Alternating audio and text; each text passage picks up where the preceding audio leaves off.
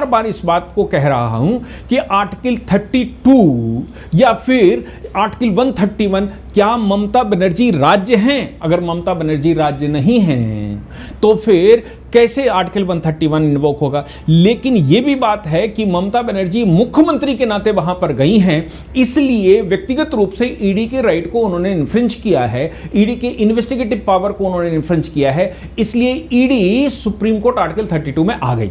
सवाल यहां पहले तय होना है कि आर्टिकल 32 मेंटेनेबल है कि नहीं है। आज की सुनवाई में, पूरे दिन की सुनवाई में एक ही बात का डिस्कशन होता रहा कि आर्टिकल 32 में ईडी का राइट है कि नहीं।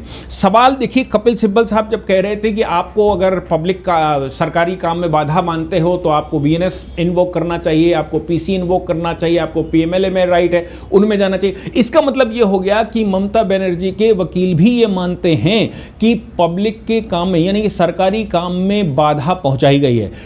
ममता बनर्जी ऐसा उनको नहीं करना चाहिए, ये वो स्वीकार करते हैं, क्योंकि ये जो वो कह रहे हैं कि आपको सीबीआई से इन्वेस्टिगेशन करवा लेनी चाहिए, आपको ये करवा लेना चाहिए, आपको आर्टिकल 32 मेंटेनेबल है।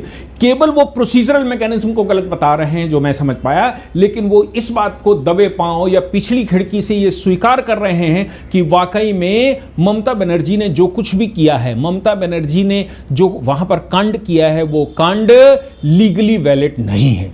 ममता बनर्जी के खिलाफ मैंने आपको बताया था कि पहले से ही जो एनआईए के मामले हैं, एनआईए के मामले में कल सुप्रीम कोर्ट ने क्लीन चिट दे दी थी एनआईए को कि आप मुर्शिदाबाद दंगों के विषय में इन्वेस्टिगेशन कर सकते हैं, राज्य को अधिकार नहीं। इसके अलावा हम सब जानते ही हैं कि वो जो एसआईआर के मामले थे, एसआईआर के मामलों में भी ममता बनर्जी के खिलाफ ही ऑर्डर हो गया था और कोर्ट ने ये कह दिया कि भाई चलो जुडिशियल ऑफिसर्स बैठा देते हैं। जुडिशियल ऑफिसरों के बैठाने के बाद उनके सारे प्रश्न खत्म हो गए कि 54 लाख लोग कहां चले गए। अब पूछना है तो आप इलेक्शन कमीशन से मत पूछिए, ये पूछना है तो फिर जुडिशरी से पूछिए, क्योंकि जुडिशरी वहां पर बैठी हुई। और